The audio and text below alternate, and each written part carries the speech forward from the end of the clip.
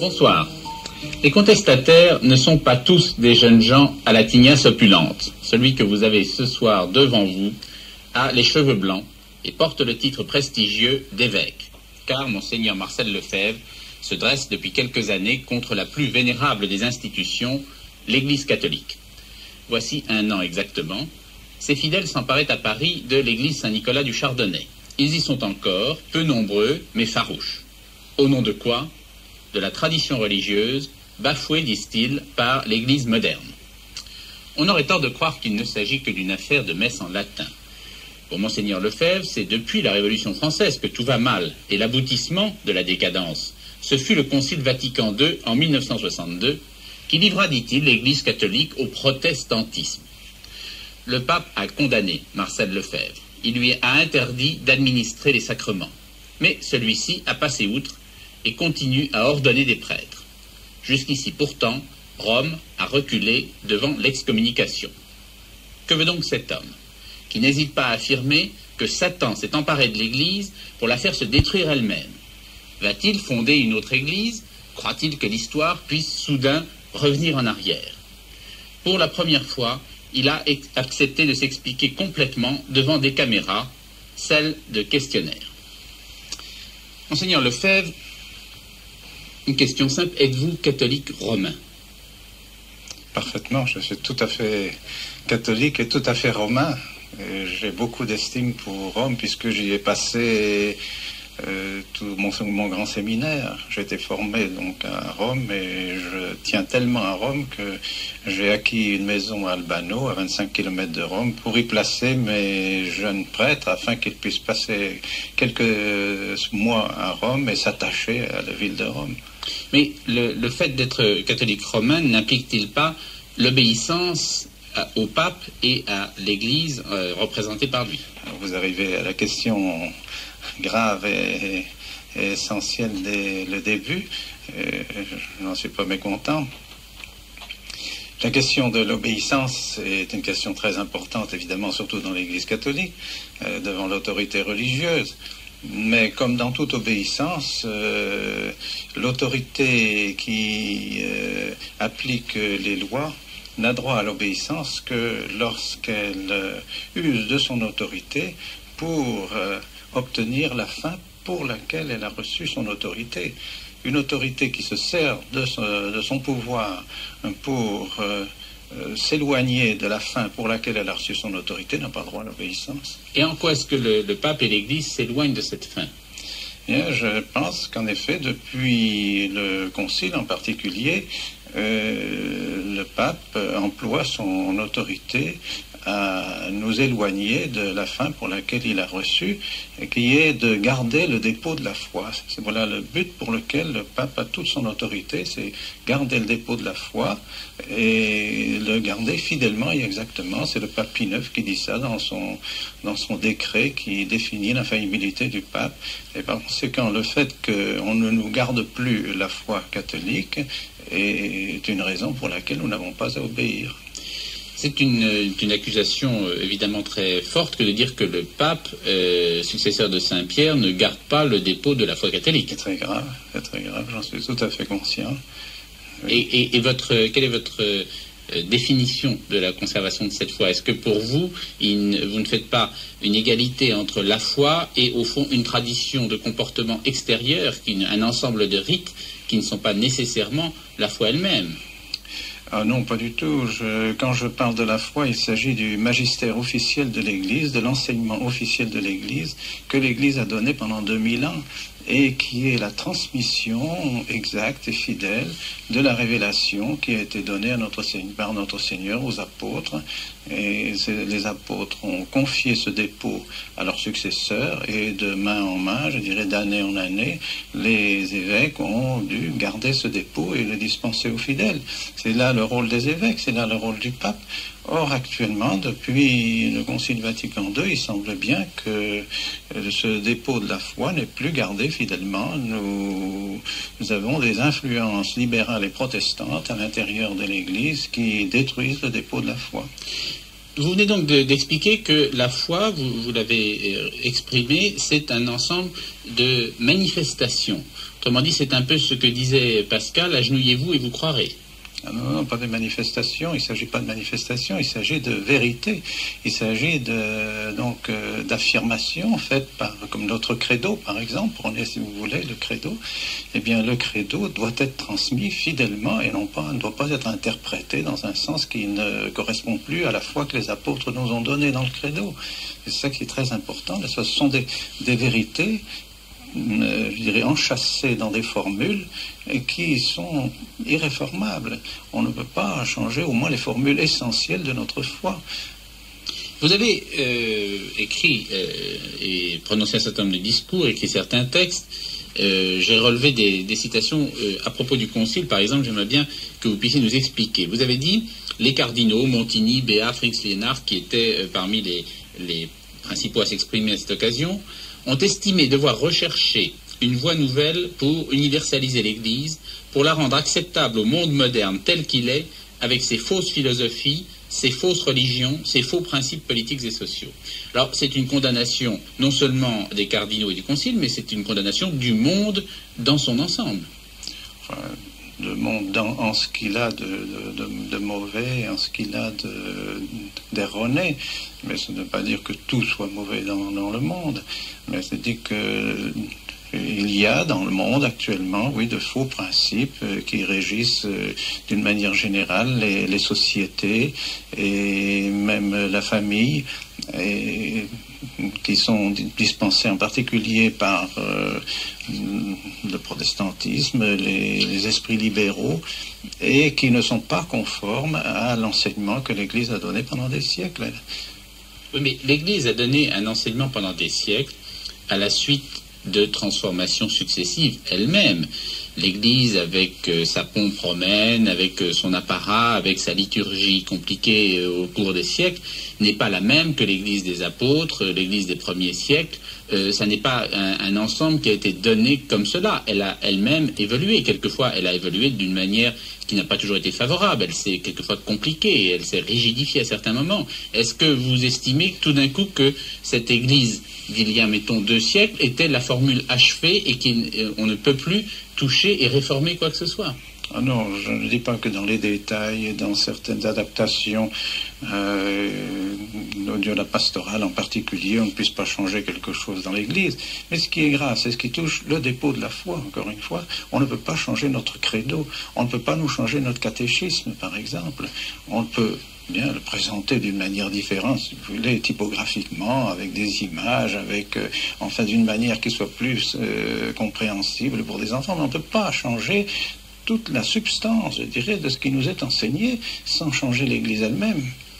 Oui, mais les décisions qui ont été prises au Concile ont été prises par à la fois une large majorité des évêques, des cardinaux qui étaient présents. Il y en avait 3000, avec l'accord du pape Jean XXIII, qui est passé dans l'histoire comme le réformateur, et que vous d'ailleurs vous ne critiquez pas vous-même, vous critiquez surtout Paul VI. Depuis, ça a été appliqué par à peu près l'ensemble de l'Église dans tous les pays du monde. Qu'est-ce qui vous fait penser que vous, seul en face du pape et de ses milliers d'évêques, avez la vérité de ce que serait la véritable Église romaine? Bon, d'abord, il faut dire que ce concile n'étant pas un concile dogmatique, n'est-ce pas, qui n'a rien voulu définir, c'est ce que les papes eux-mêmes, les papes aussi, sont exprimés d'une manière tout à fait claire. Par conséquent, nous ne touchons pas l'infaillibilité du pape et de l'Église en critiquant certains des actes du concile. Deuxièmement, le fait qu'il y ait beaucoup d'évêques, vous me dites, qui ont suivi presque la majorité. En effet, il y a certainement une grande majorité des évêques qui ont accepté les actes du Concile, et moi-même j'en ai accepté une partie également. Mais il est bien certain que la plupart des évêques étaient tout de même très inquiets, et s'ils ont accepté de signer les actes du concile, pour la plupart, c'est qu'ils se sont aperçus que le pape estimait qu'il n'y avait pas de difficulté à signer ces actes. Et donc, personnellement, j'étais aussi impressionné par le fait que le pape souhaitait que ces actes tels qu'ils étaient donnés soient signés. Donc, j'ai signé la plupart, et il n'y en a que deux que je n'ai pas signés, celui de la liberté religieuse et celui de l'Église dans le monde. Ensuite, pour les réformes, l'application des réformes, eh bien, il est vrai que les évêques ont accepté la plupart des réformes, mais n'oubliez pas, par exemple, que pour la messe, eh bien, le nouveau rite de la messe a été refusé par une majorité d'évêques au synode de Rome. On l'a appliqué quand même. Le Saint-Siège est passé par-dessus le désir des évêques. Alors tout cela montre qu'il y a certainement un groupe d'évêques et de cardinaux qui ont voulu donner cette orientation à l'Église, malgré les oppositions, malgré les réserves qui étaient faites par beaucoup d'évêques. Alors, si un certain nombre d'évêques et de cardinaux, au fond, étaient de cœur avec vous dans cette prise de position contre la modernisation, comment se fait-il qu'aucun d'entre eux ne se soit joint à vous depuis maintenant plusieurs années où vous avez très ouvertement pris publiquement position dans ce sens? J'ai pris position parce que j'ai fondé une œuvre qui d'ailleurs avait été reconnue par l'Église, le séminaire. Donc j'ai fondé un séminaire et je me suis trouvé dans une situation qui m'obligeait en quelque sorte à choisir ou à m'aligner complètement sur la formation moderne des séminaires ou à garder la formation traditionnelle. C'est ce qui m'a mis dans une situation un peu délicate. Beaucoup d'évêques, certainement, ont des séminaires dans leur diocèse, mais étant donné la situation actuelle, bien, leurs séminaires se sont pratiquement fermés ou dans une bonne partie du monde. Et alors, ils n'ont pas su peut-être ces problèmes d'une manière aussi concrète que j'ai pu l'avoir moi-même. Mais en effet, c'est d'ailleurs, je le reconnais, une situation absolument invraisemblable de penser que sur 2-3 000 évêques, il y en ait si peu qui fassent ouvertement des réserves contre tout ce qui se passe actuellement dans l'Église. Mais comment expliquez-vous cela? Puisque, encore une fois, à vous entendre, vous êtes le défenseur authentique de la véritable tradition catholique romaine. Vous vous alignez sur ce qui a été l'expression, le message et la forme de ce message pendant des siècles. Comment se fait-il que l'ensemble du corps des évêques, qui est composé de gens qui ont souvent des opinions divergentes, qui les expriment à diverses occasions lorsqu'ils se réunissent, ne soit pas, au fond, est accepté à votre seule exception, cette modernité? À ma seule exception, d'une manière publique, oui, c'est vrai. Je pense encore qu'il y en a tout de même quelques-uns qui ont manifesté leur désaccord sur certains points.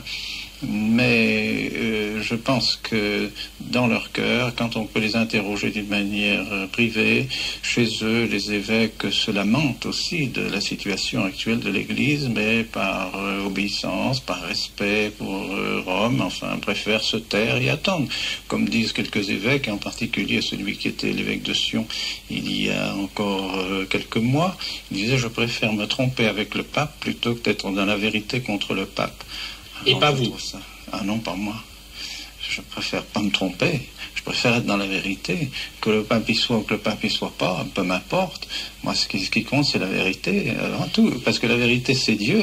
Et je préfère être avec le bon Dieu qu'être avec le pape, d'abord.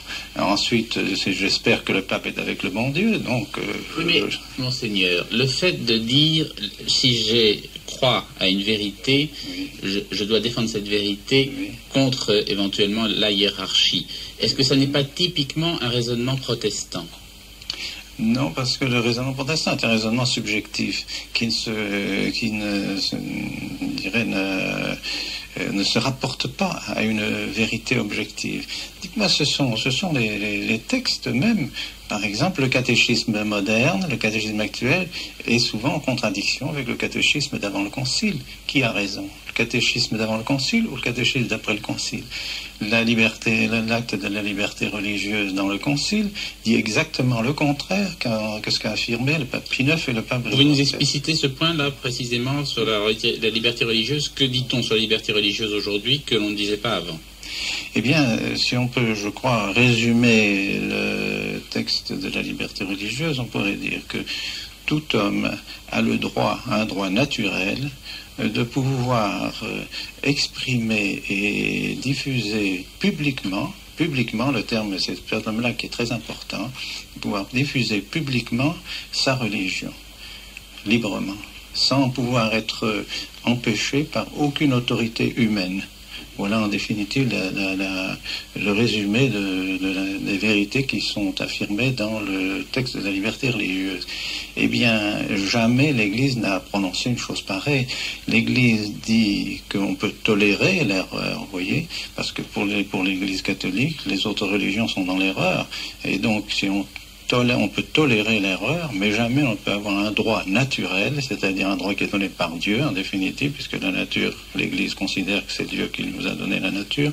Donc c'est lui qui aurait donné un droit aux hommes de pouvoir publiquement diffuser leurs erreurs dans la société. Ça, c'est une chose qui est absolument contraire à tout ce que l'Église a affirmé autrefois. Oui, mais cette définition, au fond, hors de l'Église, point de salut, les autres religions sont dans l'erreur, c'est une forme d'intolérance dont la logique amène aux croisades. La vérité est nécessairement intolérante pour l'erreur, comme la lumière est intolérante pour les ténèbres. C'est exactement la même chose. Que voulez-vous que j'y fasse? C'est dans la nature des choses. On peut pas accepter les deux à la fois. On ne peut pas être dans la contradiction permanente, n'est-ce pas? Ce sont deux choses qui ne cohabitent pas. La vérité et l'erreur, la vertu et le vice, la lumière et les ténèbres, ça ne cohabite pas. C'est pas de ma faute. C'est pas un peu manichéen? Ah non, pas du tout. Selon la doctrine d'un religieux célèbre. Pas du tout. Le blanc, le noir, la vérité, l'erreur, ce sont des vérités qui ont amené des grands drames à l'humanité aussi, des grands affrontements. Ah bien, l'Église a été persécutée parce qu'elle a défendu sa vérité, évidemment. Et puis, comment voulez-vous qu'elle fasse autrement? Si elle croit vraiment avoir la vérité, elle doit défendre la vérité contre ce qui la détruit. L'erreur détruit la vérité, donc détruit l'Église. Parlons un instant du pape lui-même. Vous avez eu, au fond, dans l'opinion publique, on a souvent eu le sentiment que c'était presque un affrontement entre lui et vous. D'ailleurs, vous vous êtes écrit, vous vous êtes vu le 11 septembre 1976.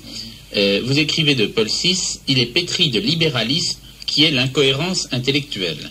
Les principes dont sont imbus les ennemis de l'Église, protestants, maçons, marxistes, on peut dire qu'il n'y a pas de mal pire que celui d'avoir sur le siège de Pierre un libéral convaincu. Alors, nous sommes à une époque où le mot libéral n'est pas une injure. Dans votre bouche, c'est une grave critique. Est-ce que vous pouvez nous expliquer pourquoi? Le terme de libéralisme, évidemment, a plusieurs sens. Il faut faire attention de bien le définir, parce que quelqu'un qui est libéral, on parle de la libéralité, par exemple, et c'est de la générosité, c'est la bonté envers les autres. Enfin, il ne s'agit pas de ça, il s'agit pas de ça. Oui, il s'agit ici, le libéral peut être aussi un libéral doctrinaire, et puis ça peut être un libéral mitigé, modéré, comme le sont les catholiques libéraux en général, enfin comme l'ont été les catholiques libéraux. Entre les philosophes du XVIIIe siècle qui étaient des libéraux convaincus et philosophiquement libéraux, et puis les catholiques libéraux, il y a quand même une marge assez grande. Et c'est d'ailleurs ce qui est très difficile à définir, parce qu'il y a toute un ensemble d'esprits libéraux qui sont assez différents les uns des autres. Mais l'erreur est toujours la même. L'erreur du libéralisme, c'est de ne pas vouloir soumettre son esprit à une vérité objective, de ne pas soumettre sa volonté à une loi objective, et donc, je dirais, à vouloir se libérer des contraintes de la vérité et des contraintes de la vertu et de la loi. Et ça, c'est très grave. Et alors, pour un catholique, c'est absolument contradictoire, parce que d'une part, on lui enseigne précisément qu'il y a une vérité objective à laquelle il doit soumettre son intelligence. Il n'a pas le droit de discuter certaines vérités dogmatiques, certaines vérités philosophiques essentielles. Il n'a pas le droit de les discuter. Il n'a pas le droit de discuter la loi non plus, le décalogue. Il doit se soumettre au décalogue.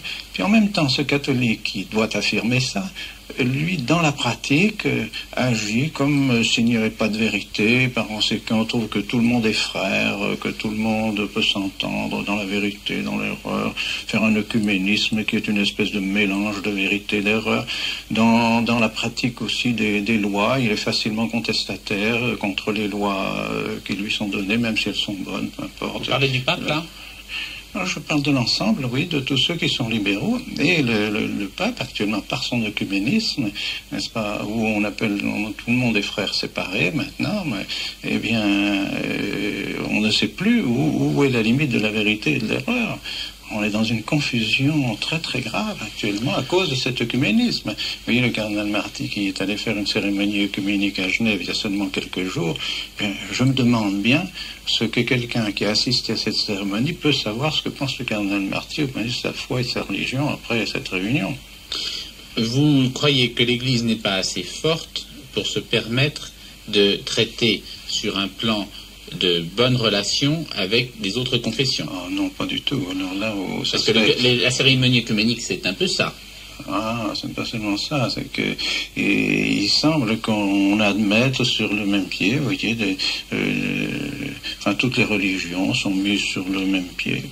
Toutes les religions peuvent sauver les hommes, toutes les religions sont bonnes, toutes les religions sont acceptables.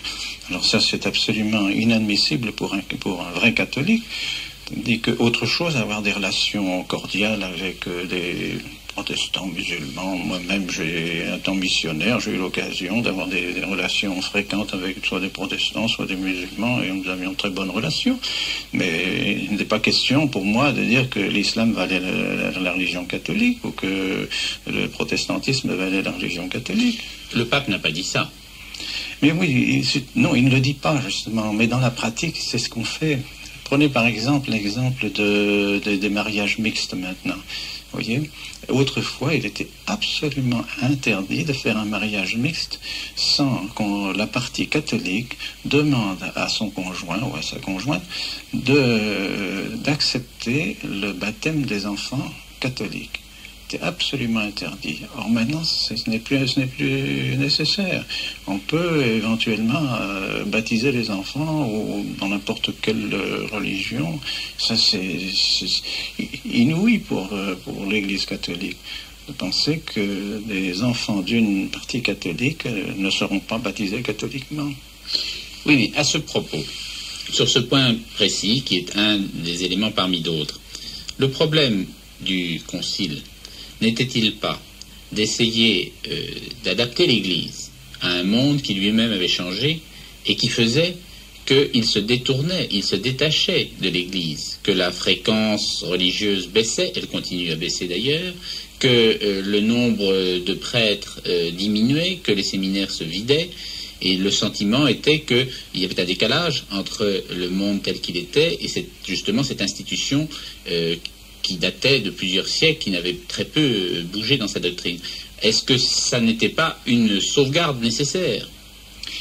Je ne pense pas, personnellement, je ne crois pas. Je crois que si l'Église avait beaucoup de difficultés, je dirais, à vivre et à se développer dans le milieu actuel du monde, c'est que le virus du libéralisme avait déjà pénétré pratiquement dans toutes les sociétés politiques, et des sociétés politiques étaient rentrées à l'intérieur de l'Église même, par les séminaires, par les universités, par les écoles.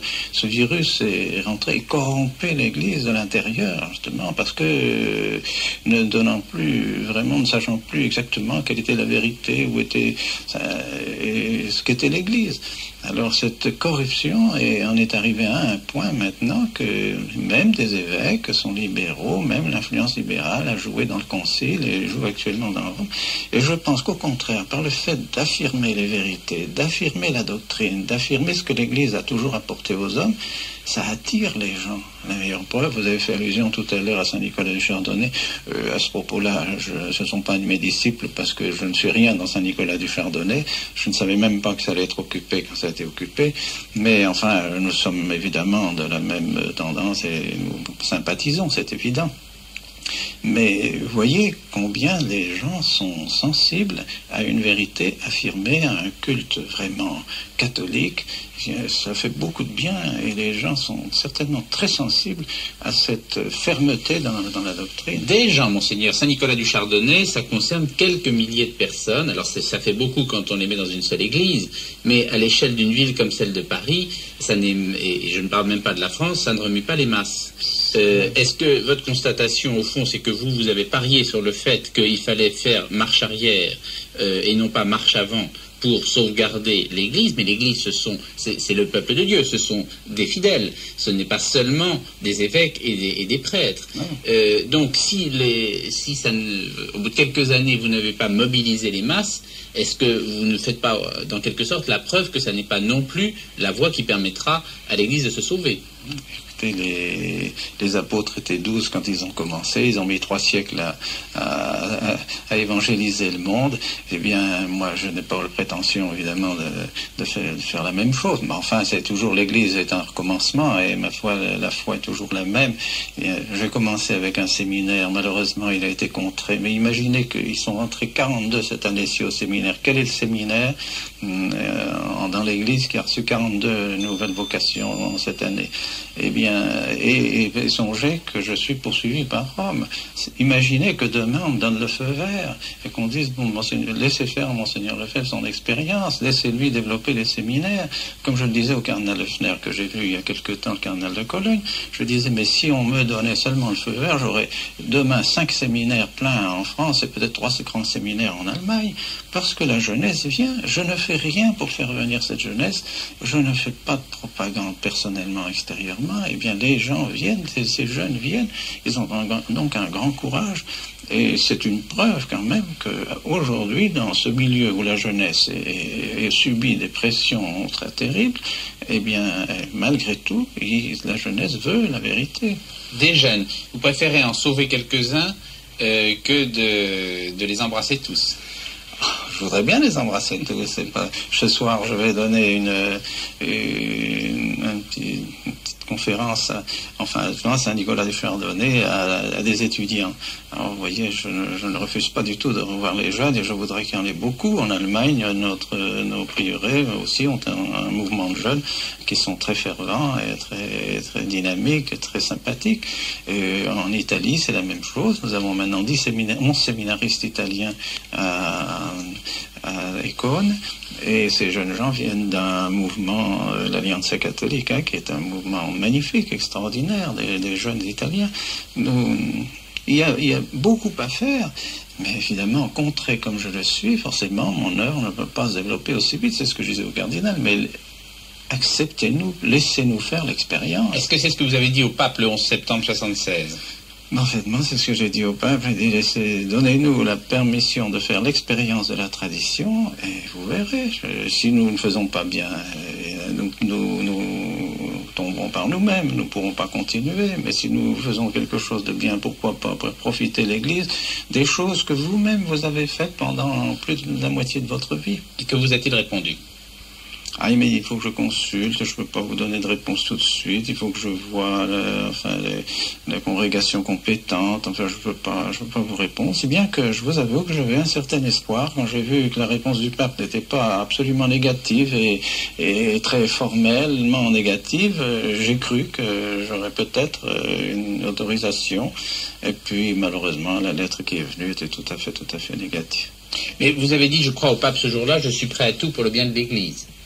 Si j'étais capable de le suivre à genoux, que je voudrais le suivre à genoux, mais que malheureusement, je ne voulais pas que le fait de le suivre me détache de ses prédécesseurs. Moi, je ne peux pas me détacher de tous vos prédécesseurs. pour vous suivre et vous faire plaisir. Moi, je ne veux pas être... Nous sommes déchirés entre le fait de vouloir maintenir la tradition et ce qui nous a été apporté pendant des siècles, et le fait de vouloir, évidemment, être obéissant à celui qui est le successeur du pape. Vous êtes déchiré, mais votre choix est quand même tout à fait clair. Ah oui, parce que ce que je lui ai dit, entre ce qui est dit au concile et ce qu'ont dit vos prédécesseurs, je choisis ce qu'ont dit vos prédécesseurs, parce que j'estime que c'est ce qui est l'écho de toute la tradition de l'Église. Et si aujourd'hui je peux me détacher de la tradition de l'Église pour dire des choses nouvelles, il n'y a pas de raison que ce que je dis aujourd'hui, ça soit faux demain, puis que je sois obligé de changer encore demain. On dit que quand on a le passé, on a l'avenir. Pour moi, c'est ce que je pense. Oui, vous avez dit votre avenir, c'est le passé. C'est une formule habituelle dans le monde actuel. Mais oui, mais je crois sincèrement qu'on ne veut pas ne pas avoir le passé. Si on a le passé de l'Église, on a nécessairement l'avenir, parce que l'Église ne peut pas changer, justement. Et on a l'Église d'aujourd'hui aussi, au moins dans ce qu'elle a d'essentiel, parce que je pense quand même que le peuple n'a pas complètement perdu la foi, mais qui, malheureusement, par sa faiblesse, par son libéralisme, il laisse l'Église dans une situation très, très douloureuse et très pénible. L'article 1325 du droit canon dit « Le baptisé qui refuse de se soumettre au pontife suprême est schismatique ». Or, suspendu par le pape, vous avez continué à administrer des sacrements et à ordonner des prêtres. Est-ce que vous êtes schismatique? Non, certainement pas. Je suis certainement pas schismatique parce que je pense que les peines qui m'ont été données sont invalides. D'une part parce qu'elles n'ont pas de fondement. Pour avoir une peine comme celle de la suspense, il faudrait avoir péché gravement. Je n'ai pas l'impression d'avoir péché gravement. Vous avez refusé de fermer le séminaire des Cônes, ce qui vous était demandé par le pape. Oui, c'est quand même une désobéissance précise sur un point précis. Oui, mais cette désobéissance était suivez, elle m'a été demandée sans aucun jugement, sans aucun tribunal. J'ai été condamné sans que la cause soit vraiment entendue. J'ai bien eu des visiteurs, mais je n'ai eu aucun mot de la visite qui a été faite. Je ne sais pas ce qu'ils ont dit. Je n'ai pas vu le résultat. Ensuite, quand je suis allé voir les 3 cardinaux, eh bien, le cardinal Garol lui-même a dit, ce n'est pas ici un tribunal, nous vous demandons simplement quelques informations complémentaires à la visite qui a été faite, puis ensuite sont tombées les sentences sans que j'ai pu me défendre. J'ai essayé de me défendre par le tribunal de la signature apostolique avec le cardinal Staffa. Le cardinal Villot a envoyé une lettre personnelle au cardinal Staffa, écrite de sa propre main, en disant « Je vous interdis de continuer à défendre la cause de Monseigneur Lefebvre ». C'est invraisemblable. Je pense que les soviets ne font pas ça. Oui, mais de toute façon, c'est une décision, qu'elle soit, que vous l'estimiez juste ou injuste, c'est une décision qui était prise par la hiérarchie à laquelle vous avez fait vœu d'obéissance. Oui, mais il y a des décisions, il faut qu'elles soient quand même prises selon les normes du droit. Il y a un droit quand même dans l'Église, il y a une loi. On ne peut pas, c'est pas l'arbitraire qui existe dans l'Église, ou alors on est dans la tyrannie complète, mais il y a quand même des droits, il y a des monitions qui doivent être faites, il y a un tribunal qui doit être fait, il y a tout ça est prévu dans le droit. Quand on doit condamner quelqu'un, on ne peut pas condamner comme ça absolument sans entendre la cause. Imaginez ici que ça se ferait dans les tribunaux, on prend des sentences sans même entendre la cause. C'est la tyrannie la plus absolue. Justement, l'Église qui prétend au contraire être sage et être prudente, eh bien, agit habituellement selon les droits, selon le droit. Oui, mais vous parlez du droit, au fond, du droit presque, je dirais, de l'individu, de la personne à être défendue, et c'est en même temps une des choses que vous attaquez sur le fond de votre réflexion. Vous avez écrit « On n'a pas le droit de remplacer le décalogue, c'est-à-dire les 10 commandements, par les droits de l'homme ». Ah, je pense que ça, vous avez lu ça dans le quotidien. Non, j'ai lu ça dans votre brochure. Qu'on n'a pas le droit... On n'a pas le droit de remplacer le décalogue par les droits de l'homme. Ah non, bien sûr, oui, on n'a pas le droit de remplacer le décalogue par les droits de l'homme. Ça va ensemble, d'ailleurs. Personnellement, je pense qu'on ne peut pas défendre les droits de l'homme si on ne le met pas en correspondance avec le décalogue. Parce que les droits des hommes sont limités par leurs devoirs et sont justifiés par leurs devoirs. S'il n'y a pas les devoirs qui limitent les droits de l'homme et qui en même temps fondent les droits de l'homme, eh bien, qui va dire qu'un homme a tel droit, un homme n'a pas tel droit? N'avez-vous pas, Monseigneur, le devoir d'obéissance dans ce cas-là, qui limite votre droit? Oui, mais l'obéissance, encore une fois, doit être faite selon les normes, les normes du droit, justement, et non pas d'une manière absolument arbitraire, n'est-ce pas? Comme je vous l'ai dit, l'obéissance, elle doit être à toutes les autorités, même au père de famille, même au chef de l'État. Nous devons obéissance. Mais si ces autorités nous commandent quelque chose qui est absolument contraire à la fin de la famille, imaginez un père de famille qui demande à sa fille de se prostituer pour ramasser de l'argent. Est-ce que la fille doit obéir? Elle ne doit pas obéir. La même chose dans l'État avec les questions d'avortement et tout ça. Il n'y a pas d'obéissance puisqu'ils vont contre la fin de l'État. Donc au-dessus de l'autorité, vous admettez qu'il y a le libre arbitre, ce qui est une notion protestante. Il n'y a pas de libre arbitre, il y a la loi de Dieu. Il y a Dieu. Oui, mais si la loi, dans ce cas, s'exprime en termes d'autorité, c'est au nom de votre libre arbitre que vous la contestez. Ah non, au droit si vous voulez, le droit de la conscience, mais la conscience informée par la décalogue, par la loi morale, par une loi qui est dite par la loi divine. Les lois humaines doivent se conformer à la loi divine, et la loi divine, c'est le décalogue. C'est ce qu'on nous a toujours appris, c'est ce qu'on nous apprend dans notre catéchisme. Alors un enfant, c'est ça. Un enfant, sait bien qu'il y a le décalogue qui est à la base de sa vie humaine, de sa vie chrétienne. Alors si quelqu'un va contre le décalogue, il peut dire, je suis pas d'accord, puisque ça va contre le décalogue. Un enfant peut le savoir.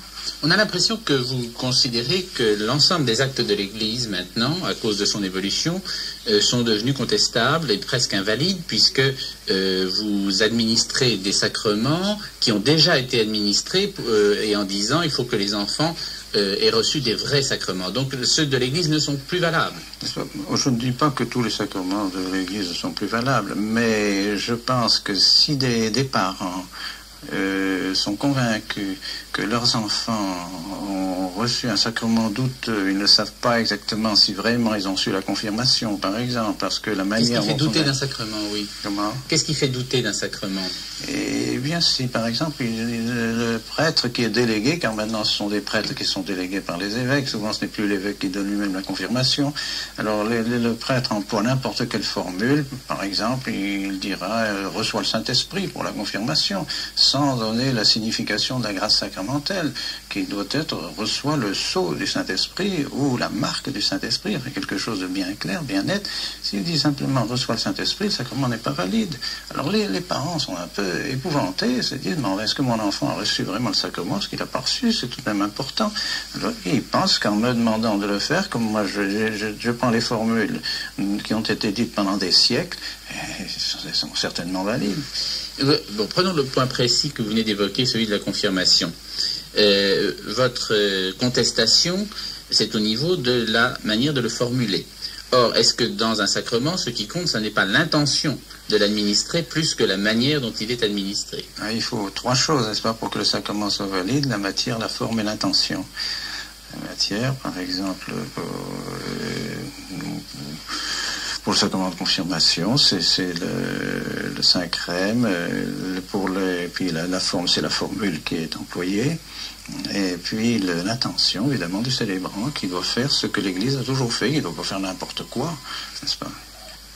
Alors cette intention doit être bien précise. Enfin, habituellement, il n'y avait pas de problème parce que le prêtre faisait ce que l'Église avait toujours fait, donc on pouvait supposer normalement que son intention était précisément de faire ce que l'Église a toujours fait. Maintenant, avec tous les changements qui ont eu lieu, on ne sait plus à quoi pense le prêtre. Est-ce qu'il a vraiment encore l'intention de faire ce que l'Église, par exemple, ce que le Concile de Trente a fait? Je suis persuadé que j'ai demandé à un certain nombre de jeunes prêtres le sacrement que vous venez d'administrer, la messe que vous venez de dire, le baptême que vous venez de donner, est-ce que vous le faites conformément en esprit avec les définitions du Concile de Trente? Au Concile de Trente, il y a belle lurette que c'est terminé, ça maintenant est dans le monde moderne, moi je le donne comme on le donne aujourd'hui, avec l'esprit d'aujourd'hui. Sans que ça, tout le monde n'est pas valide. C'est l'ensemble de ce que fait l'Église qui est frappé d'invalidité, si on vous suit sur cette voie. Non, parce que je ne crois pas que l'Église ait fait des choses invalides, mais comme elle a mis un processus de changement, une espèce de, comme on dit maintenant, de créativité, alors, vous savez, une fois qu'on a lancé la créativité, chacun fait un peu ce qu'il veut, alors on ne sait plus si c'est vraiment conforme à ce que l'Église a dit, et il y a eu tellement de décrets, après décret sur décret, que vraiment, quelquefois, on se demande ce que l'Église a encore décidé aujourd'hui. Est-ce que, parallèlement à votre contestation religieuse, il n'y a pas très profondément une contestation politique? Vous avez écrit la phrase suivante, qui est très nette: les théories, résumées dans les 3 mots de liberté, égalité, fraternité. Il y a marqué ça sur toutes les pièces que nous avons dans notre poche.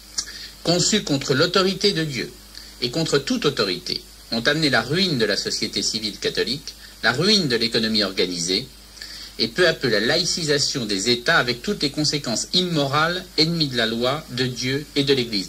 C'est toutes les démocraties occidentales actuelles que vous condamnez par cette phrase. Je ne sais pas, si les démocraties, si vous estimez que les démocraties actuelles sont toutes fondées sur ces principes... En tout cas, la démocratie française, c'est tout à fait officiel. Oui, eh bien, vous voyez où nous en sommes. Nous en arrivons à cette société permissive, comme on dit maintenant, n'est-ce pas, cette espèce de libéralisme total où pratiquement chacun fait ce qu'il veut et il n'y a bientôt plus de loi morale. C'est absolument, c'est le désordre le plus grave qu'on ait jamais constaté, qu'on n'ait jamais vu. Vous trouvez que la société française est plus injuste qu'avant 1789 ?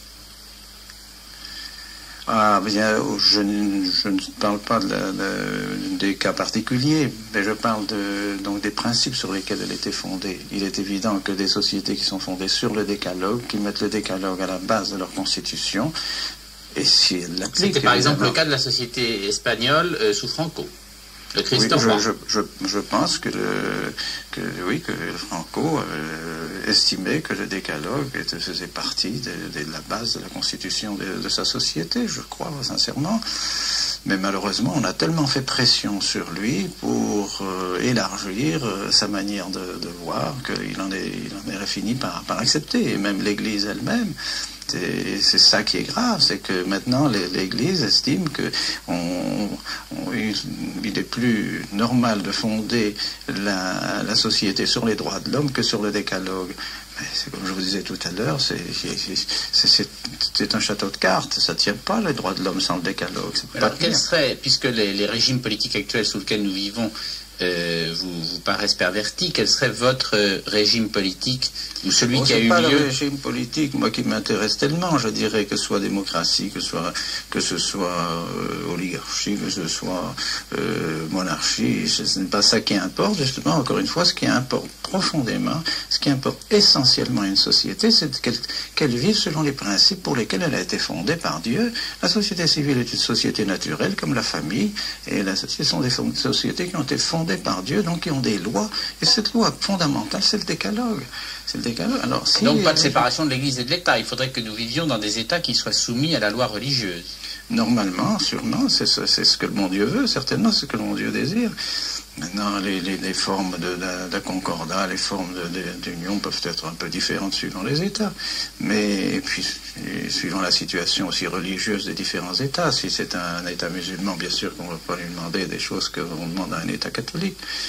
Mais certainement, la loi religieuse fondamentale est absolument indispensable si un État veut vivre d'une manière normale, d'une manière qui est un progrès, Vous dites un progrès. Vous avez défendu dans un discours que vous avez prononcé à Lille le régime argentin. Vous avez des sympathies pour certains régimes d'Amérique du Sud qui sont des pays où il se déroule des persécutions extrêmement dures, des massacres quelquefois, sans aucune justification religieuse. Je ne sais pas, évidemment, je ne peux pas discuter sur ces faits particuliers. Encore une fois, moi, ce qui m'intéresse surtout, et ce qui, je crois, et doit intéresser les gouvernants, c'est de savoir, oui ou non, s'ils sont d'accord pour dire que leur autorité, qu'il y a quelqu'un au-dessus d'eux, qu'ils ne sont pas les maîtres absolus de leur société. Et par conséquent, pour certains, ils disent c'est le peuple qui est au-dessus de moi. Eh bien, pour nous demandons non, ce n'est pas le peuple qui donne l'autorité vient de Dieu. Et par conséquent, vous devez obéir aux lois de Dieu fondamentales, qui est, encore une fois, le décalogue. Et c'est pourquoi, si je citais ces peuples, éventuellement, c'est que je pense qu'ils ont remis le décalogue à la base de leur société. Mais ce sont des régimes laïques. Ce sont des régimes laïques Ils n'ont pas de... les militaires argentins ou les militaires chiliens ne sont pas du tout... Ils ont certainement un concordat avec l'Église. Je pense que dans leur constitution, je ne sais pas, je ne peux pas l'affirmer absolument pour l'Argentine, mais je suis sûr, par exemple, pour la Colombie. Je sais que c'était comme ça aussi pour la Suisse, pour le canton du Valais, le canton du Tessin, par exemple. Je sais que c'était comme ça pour l'Italie il y a encore peu de temps, pour l'Espagne il y a encore peu de temps. Dans la constitution, le premier article de la constitution de ces pays disait « La religion catholique est la seule religion reconnue officiellement par notre République ». Eh bien, qui a fait changer ces choses-là? Si c'était l'État encore qui avait dit, bon, actuellement, étant donné les circonstances, nous ne pouvons plus avoir ce premier article dans la Constitution. Non, c'est l'Église qui a fait changer ça. C'est inimaginable. L'Église qui fait changer, qui fait enlever de la Constitution le premier article, d'ailleurs qui ne regarde pas l'Église, ça regarde la société, qui veut être catholique, elle a bien le droit d'être catholique. Peut-être que l'Église préfère ne pas être mêlée à toute une série de faits qui se passent sous l'autorité des États, qui sont quelquefois épouvantables. Bon, je ne sais pas si c'est ça, mais je pense que c'est ce fameux schéma de la liberté religieuse qui met toutes les religions sur le même pied, donc il ne faut plus que l'Église semble avoir des privilèges, soi-disant des privilèges, alors que ce ne sont pas des privilèges. Les évêques de France se sont prononcés il y a quelques jours de manière claire pour la première fois contre la peine de mort. Est-ce que vous êtes de leur avis? Je n'ai pas étudié particulièrement la question, mais enfin, je pense que ça, c'est une chose qui peut être, qui peut être libre, je ne sais pas, suivant les États, mais qu'il y ait une peine de mort, je crois que ce n'est pas une chose immorale. Et pourtant, le décalogue dit tu ne tueras point. Oui, mais tu ne tueras point, mais si. Il n'a pas dit qu'il fallait se laisser tuer non plus. Il faut bien. Il y a la justice. Alors l'armée serait condamnée par le fait même. Or, l'armée, c'est la force au service du droit. Et alors, si. La guerre et la peine de mort, c'est quand même pas de même nature. Bien si, c'est de même nature, parce que la peine de mort, c'est la société qui fait disparaître quelqu'un qui est dangereux pour sa vie. Simplement, c'est une au fond, exactement comme une guerre qui quelqu'un est un agresseur. Cet homme, enfin, en principe, je dis, évidemment, la peine de mort est justifiée.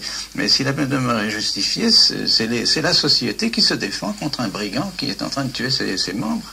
C'est exactement ça. Il n'y a que ça, d'ailleurs, qui peut justifier la position d'un gouvernement donnant la peine de mort. Ça ne peut pas être autre chose.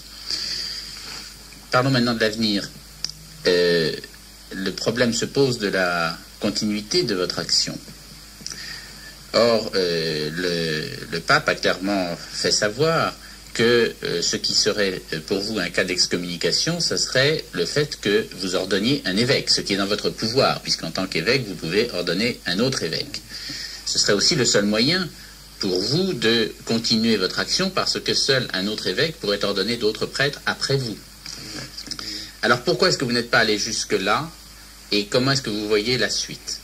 Non, précisément parce que je ne tiens pas à faire un acte qui pourrait apparaître, même s'il ne l'est pas, je dirais, dans ma conscience ou dans la réalité. Je ne voudrais pas faire un acte qui apparaisse comme une rupture avec l'Église, voyez.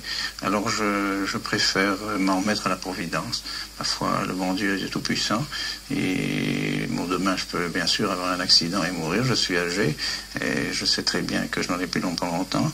Mais ma foi, je pense que si le bon Dieu veut que mon œuvre continue, bien, ma foi, il s'arrangera pour qu'il y ait un évêque qui ordonne mes prêtres. Mais vous-même, il y a dans la logique de votre conviction, qui est de dire la vérité dont je suis sûr est au-dessus du fonctionnement actuel de l'Église, à ce moment-là, si vous voulez la suivre jusqu'au bout, ne devriez-vous pas aller jusqu'à la possibilité de continuité? Oui, mais j'espère que cette continuité pourra se faire par d'autres moyens, je dirais, que par le fait de consacrer un évêque. Demain, le pape peut disparaître aussi, il n'est pas éternel, pas plus que moi.